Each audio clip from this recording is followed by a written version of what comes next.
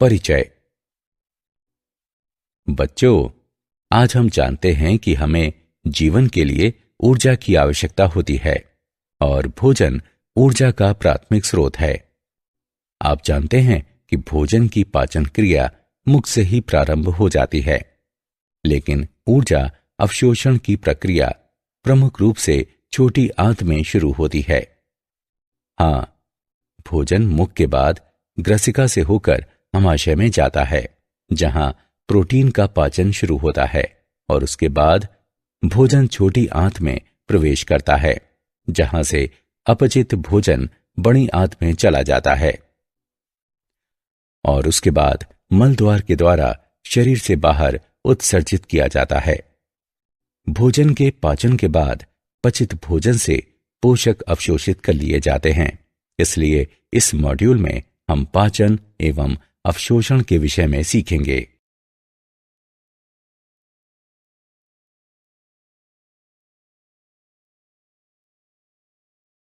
उद्देश्य। इस पाठ के अंत में आप निम्न करने में सक्षम हो जाएंगे: पाचन तंत्र का वर्णन करना, भोजन के पाचन का वर्णन करना, पचित भोजन के अवशोषण की व्याख्या करना, पाचन तंत्र के विकारों का वर्णन करना।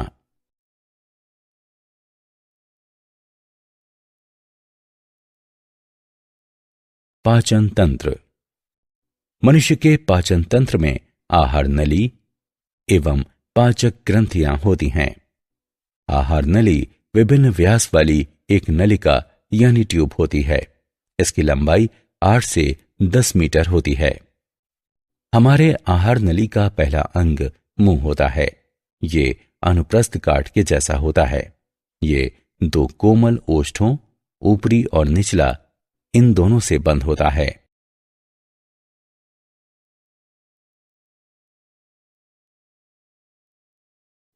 मुख या मुख गुहा एवं तालु।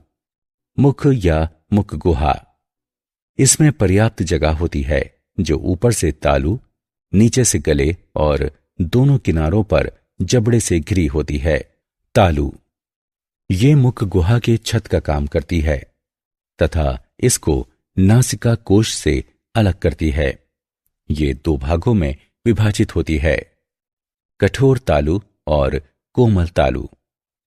कठोर तालु, इसे अस्थियों द्वारा सहारा प्रदान किया जाता है और इस पर झुर्रियां कहलाने वाले अनुप्रस्थ कटक होते हैं। ये चर्वण के दौरान भोजन को सही स्थिति में रखते हैं। कोमल तालु, ये तालु का पश्च भाग है। इसकी चिकनी सतह के कारण भोजन निगलना आसान हो जाता है। इसका पश्च स्वतंत्र सिरा एक छोटे से फ्लैप, अली जिह्वा या मृदु तालु के रूप में नीचे लटकता रहता है।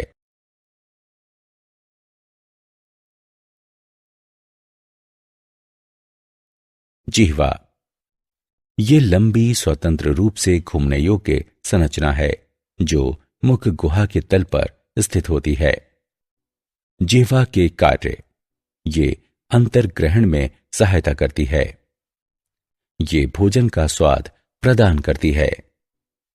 भोजन चबाने के लिए ये इसमें लार मिश्रित करके इसे मुलायम और चिकनी बनाती है।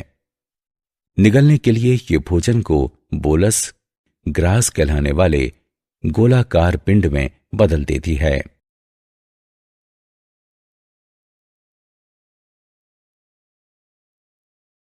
दांत। दांत अर्धवृत्ताकार चाप के रूप में दोनों जबड़ों पर स्थित होते हैं। दांत गर्तिका या दंत कोष्टिका कहलाने वाली गर्त में अंतः स्थापित होते हैं। दांत 2 समूहों में निकलते हैं: अस्थायी दांत या दूध के दांत यानी पाती दांत और स्थायी दांत। मानव दांत द्विबार दंती होते हैं क्योंकि मनुष्यों में दूध के दांत स्थायी दांतों से प्रतिस्थापित हो जाते हैं।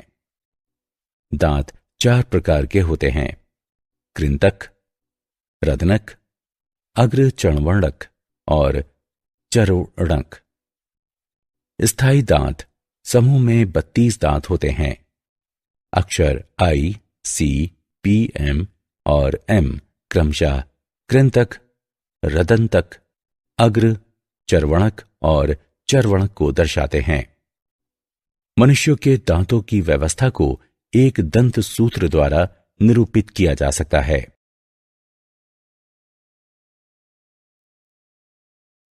ग्रसनी। ग्रसनी एक छोटे आकार वाला शंक्वाकार भाग है जहां भोजन और वायु मार्ग एक दूसरे को काटते हैं। इसमें निम्न छिद्र होते हैं: दो नासा छिद्र या आंतरिक रंध्र, दो यूरेस्टिकी नलिकाओं के छिद्र, ग्रासिका ग्रास नली का छिद्र, श्वासदार कंठ या श्वास नली का छिद्र और ग्रसनी में मुख गुहा का छिद्र। नासा ग्रसनी नासा कक्ष के पीछे स्थित होती है और इसमें आंतरिक रंध्र होते हैं। मुख ग्रसनी मुख गुहा के पीछे स्थित होती है और ये भोजन ग्रास का मार्ग है। ग्रसनी काकल ग्रसनी का सबसे निचला भाग है और इसमें दो छिद्र होते हैं: श्वासद्वार और ग्रासिका। श्वासद्वार श्वास नली में स्थित होता है और भोजन ग्रास निकलने के दौरान एक पत्ती जैसी उपास्थीमय संरचना घांटी ढक्कन द्वारा बंद हो जाता है। जब भोजन निगल लिया जाता है तब श्वास नली के छिद्र अलिजीवा द्वारा बंद हो जाते हैं।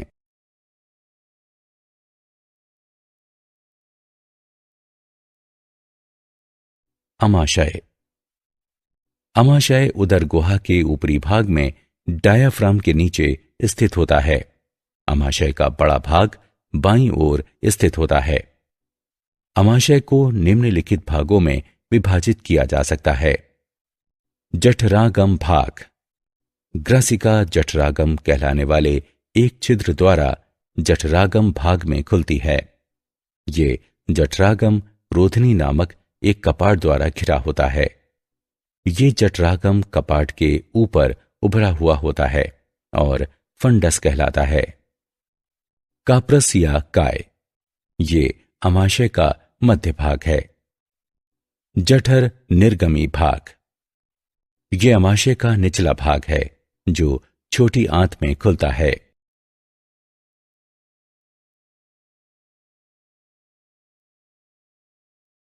छोटी आंत। छोटी आंत लगभग 6 मीटर लंबी और 1 इंच व्यास वाली लंबी नली होती है। ये उदर गुहा में कुंडलित स्थित होती है। छोटी आंत में 3 भाग होते हैं: ग्रहणी, अग्र क्षुद्रांत और क्षुद्रांत। ग्रहणी आंत का पहला भाग है जो लगभग 25 सेंटीमीटर लंबा और यू आकार का होता है। अग्र क्षुद्रांत लगभग 2.5 मीटर लंबी और ग्रहणी की तुलना में संकरी होती है। अग्र क्षुद्रांत और क्षुद्रांत में स्पष्ट कटखंडन नहीं होते हैं।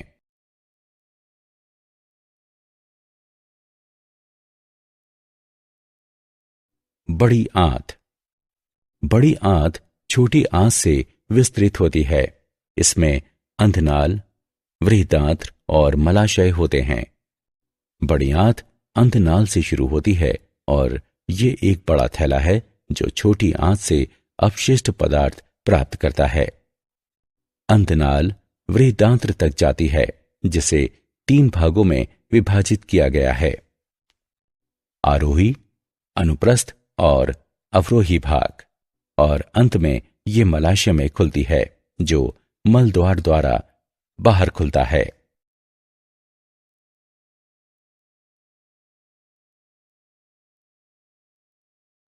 आहार नाल की दीवार में स्तर।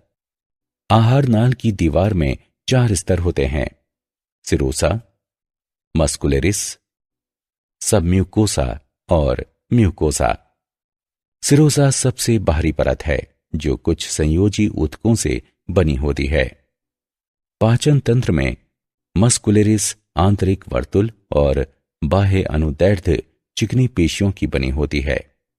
आंतरिक वर्तुल परत तंग सप्रेल में व्यवस्थित होती है जबकि बाह्य अनुदैर्ध्य परत शिथिल सप्रेल में व्यवस्थित होती है।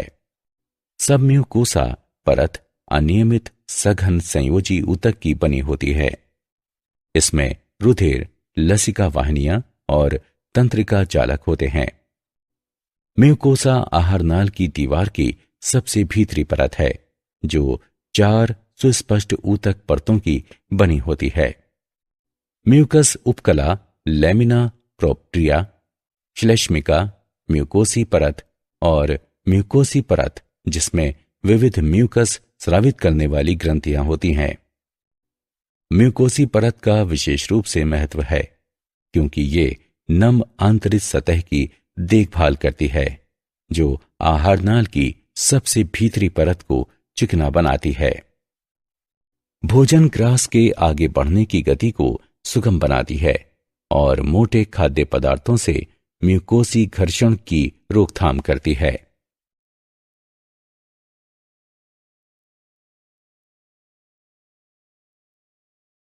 पाचन ग्रंथियां। आहारनाल से संबंधित 3 पाचन ग्रंथियों में लार ग्रंथियां, यकृत और अग्नाशय शामिल होते हैं। 3 जोड़ी लार ग्रंथियां होती हैं, जो कर्णपूर्व, अधोजंभ या अवचिंबुकीय और अधोजिह्वा हैं। ये लार स्रावित करती हैं, जो वाहिनियों से होकर मुख में पहुंचती हैं। लार में एमाइलेज एंजाइम होता है, जो स्टार्च के जल अपघटन को उत्प्रेरित करता है। यकृत शरीर की सबसे बड़ी ग्रंथि है। ये उदर के ऊपरी भाग में ठीक डायाफ्राम के नीचे स्थित होता है। यकृत पालिका यकृत की संरचनात्मक इकाई है और इसमें यकृत कोशिकाएं होती हैं।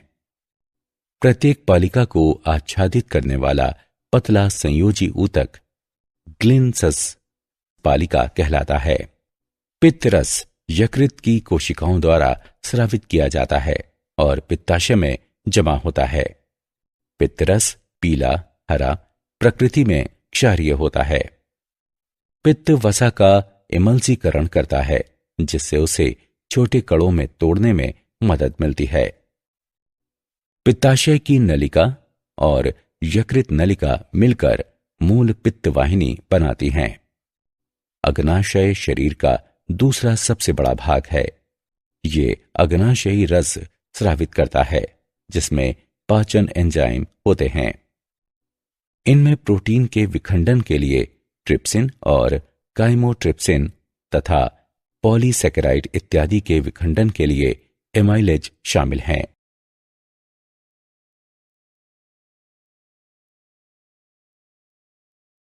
भोजन का पाचन। पाचन पथ की शुरुआत में दांत भोजन को चबाते और मिलाते हैं। इससे भोजन को छोटे छोटे टुकड़ों में तोड़ने की प्रक्रिया आरंभ होती है। लार ग्रंथियां लार स्रावित करती हैं, जिसमें श्लेष्मा होती है और ये भोजन के स्नेहन तथा इसे बोलस में बदलने में सहायता करती हैं। इसमें विद्युत अपघट्य और लार एमाइलेज एवं लाइसोजाइम एंजाइम होते हैं। लार की संक्रिया के कारण कार्बोहाइड्रेट आंशिक रूप से पच जाता है। लगभग 30% स्टार्च लार एमाइलेज द्वारा जल अपघटित हो जाता है, जबकि लाइसोजाइम जीवाणुओं के संक्रमण को रोकता है। अब आमाशय में क्रमाकुंचन नामक पेशी संकुचन द्वारा भोजन के बोलस नीचे ग्राजिका में आगे बढ़ाता है।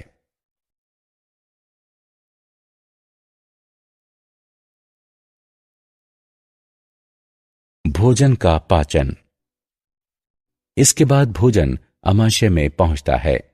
आमाशय की पेशी दीवार की ब्लोडन गति के कारण भोजन अम्लीय जठर रस के साथ मिश्रित हो जाता है और ये काइम कहलाता है।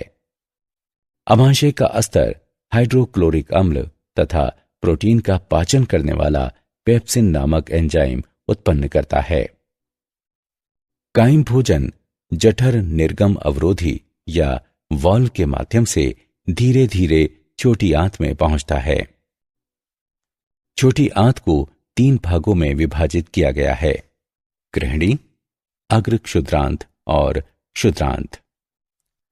कायम यकृत से निकलने वाले पित्त अग्नाशय के पित्ताशयी रस और एमाइलेज पाचन रसों के साथ मिल जाता है तथा अन्य आंत्रीय एंजाइम जैसे कि माल्टेस, लैक्टेस और सुक्रेस कायम को विखंडित कर देते हैं।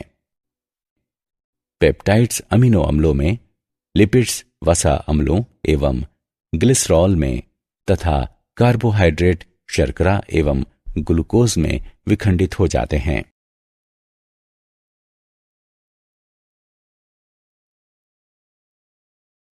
भोजन का पाचन। अपचित तथा अनावशोषित भोजन बड़ी आंत में चला जाता है। बड़ी आंत का कार्य अपचनीय भोज्य पदार्थ से जल अवशोषित करना है तथा ये श्लेष्मा भी स्रावित करती है, जो बहिक्षेपण के लिए अपशिष्ट भोजन कणों को स्नेहन प्रदान करती है। अनावशोषित और अपचित पदार्थ मल पदार्थ कहलाते हैं। शरीर से मल पदार्थ का त्याग गुदा द्वारा किया जाता है।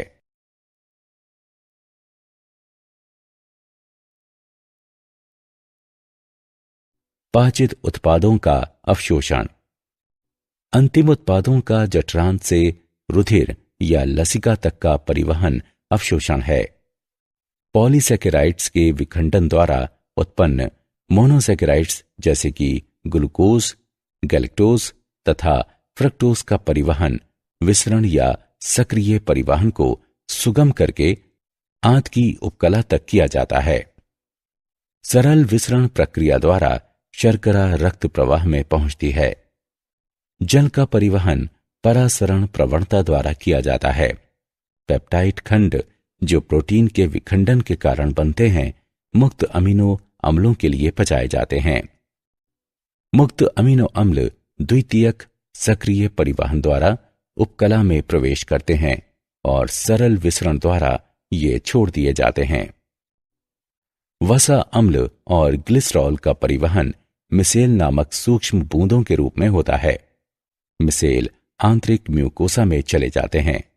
ये पुनः काइलोमाइक्रोन नामक सूक्ष्म प्रोटीन में संरचित होकर अंकुरों की लसिका वाहिनियों में चले जाते हैं। उसके बाद अवशोषित पदार्थ रुधिर प्रवाह में मुक्त कर दिए जाते हैं। सभी अवशोषित पदार्थ ऊतक और अंगों में समाविष्ट हो जाते हैं और ये प्रक्रिया स्वांगीकरण कहलाती है।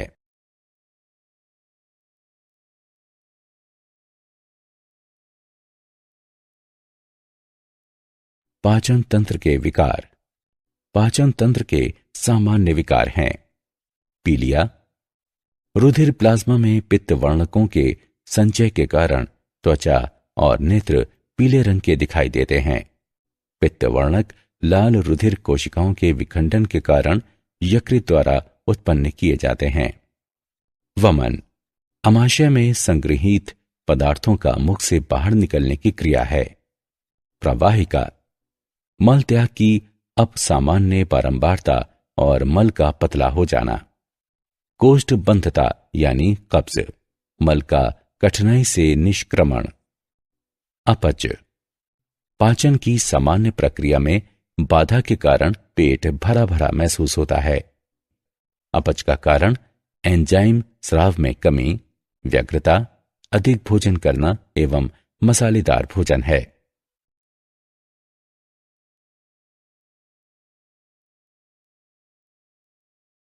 क्या आप जानते हैं north Carolina school of medicine विश्वविद्यालय के नए अध्ययन से पता चलता है कि आंत में रहने वाले कुछ सूक्ष्म जीव भोजन की समान मात्रा से अधिक कैलोरी निकालने के लिए परपोषी जीव को अनुमति देकर आहार वसा के अवशोषण को बढ़ा देते हैं।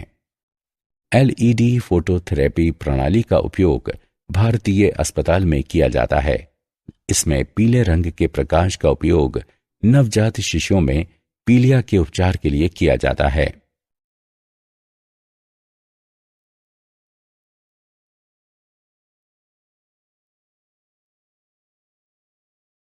सारांश।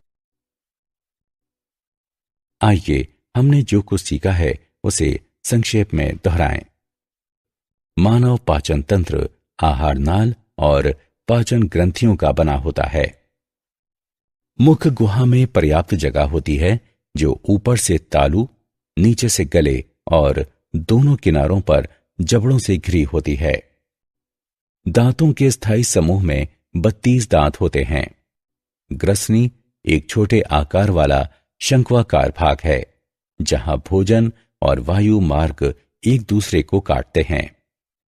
अमाशय को जठरागम भाग, काप्रस या काय और जठर निर्गमी भाग में विभाजित किया जा सकता है।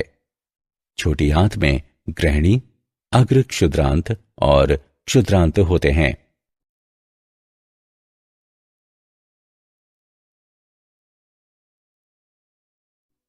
बड़ी आंत में अंधनाल, वृहदांत्र और मलाशय होते हैं। आहार नाल की दीवार 4 स्तरों सिरोसा, मस्कुलरिस, सबम्यूकोसा और म्यूकोसा की बनी होती है। लार ग्रंथियां यकृत और अग्नाशय पाचन ग्रंथियां हैं। अंतिम उत्पादों का जठरांत से रुधिर या लसिका तक का परिवहन अवशोषण है। पाचन तंत्र के सामान्य विकार पीलिया, वमन, प्रवाहिका, कब्ज और अपच हैं।